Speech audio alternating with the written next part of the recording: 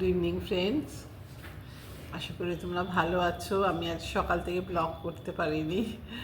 আজকে সকালটা নানা রকম চলছিল, এত পরপর পরপর আর ব্লগ করার ফুরসত পাইনি। যাই হোক, একদিন তো হতেই থাকে। আর কি সব লিঙ্কির থেকে সবজি টবজি এসছে, এইসব করতে গিয়ে আর ব্লগ করার সময় হয়নি।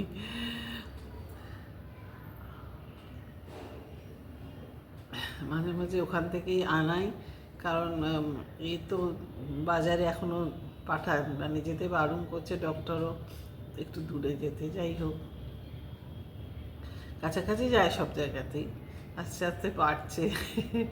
দেখ, নর্মাল লাইফে ফেরাটা সেটাই দরকার।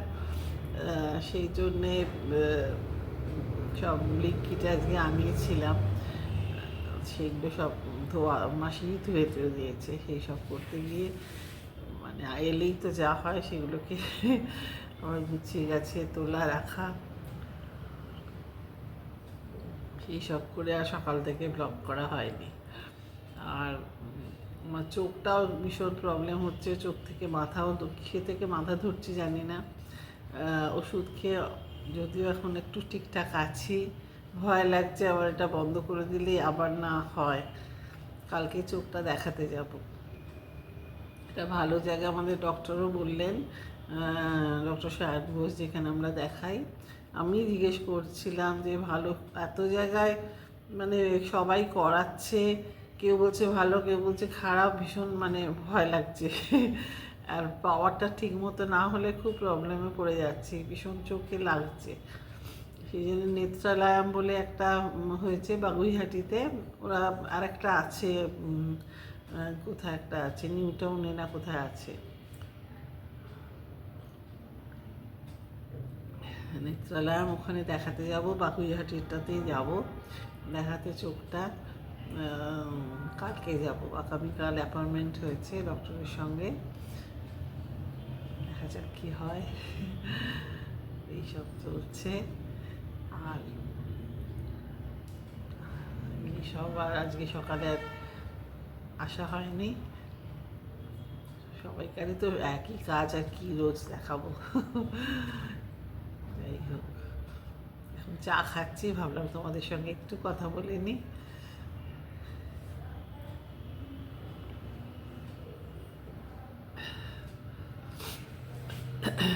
সামনে একটা নেমন্তন্ন আসছে, জানি না যেতে পারবো কি না। দুজনেরই শরীরটা একটু নড়বড়ে হয়েছিল, তো ওই জন্যে বুঝতে পারছি না যাবো কি না। দেখা যাক কিরম থাকি, সেই মতো যাওয়া। আমার অনেকটাই কি বলবো, আমার মামার নাতনির নাতির ভাত। অনেকটাই দূর, কিন্তু আমাদের এতই সব ক্লোজ। মামার বাড়ির বলেছিলাম তোমাদের আগে, এত ক্লোজ, সব সময় তাদের সঙ্গে যোগাযোগ আছে। তাই জন্যে ওরাও সব সময় আমাদের সবেতে ডাকে, আমরাও চেষ্টা করি।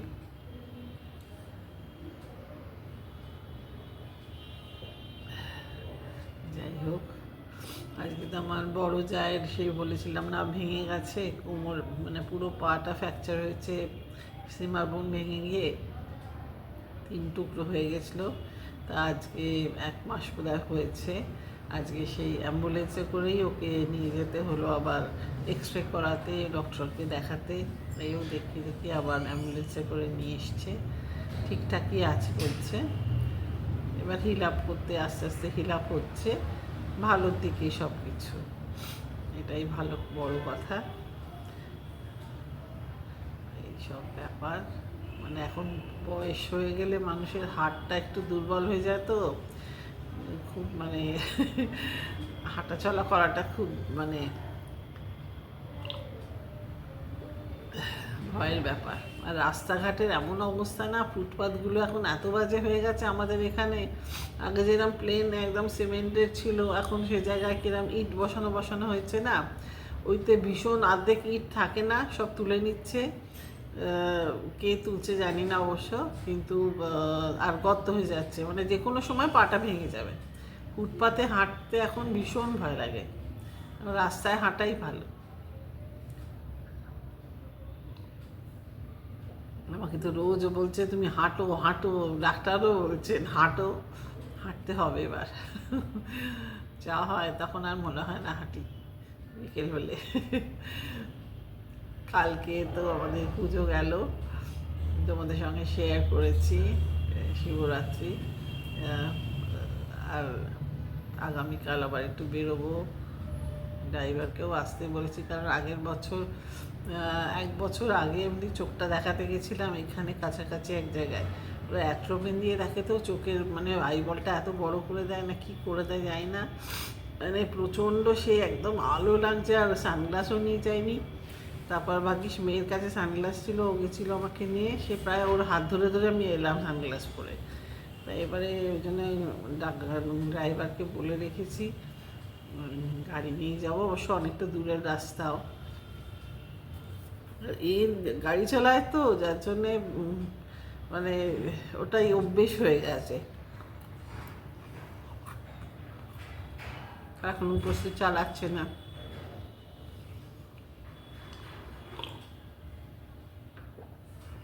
সব সংসার চলছে, সবাইকারই কিছু না কিছু প্রবলেম থাকেই, কি আর করা যাবে, এইসব নিয়েই চলতে হবে।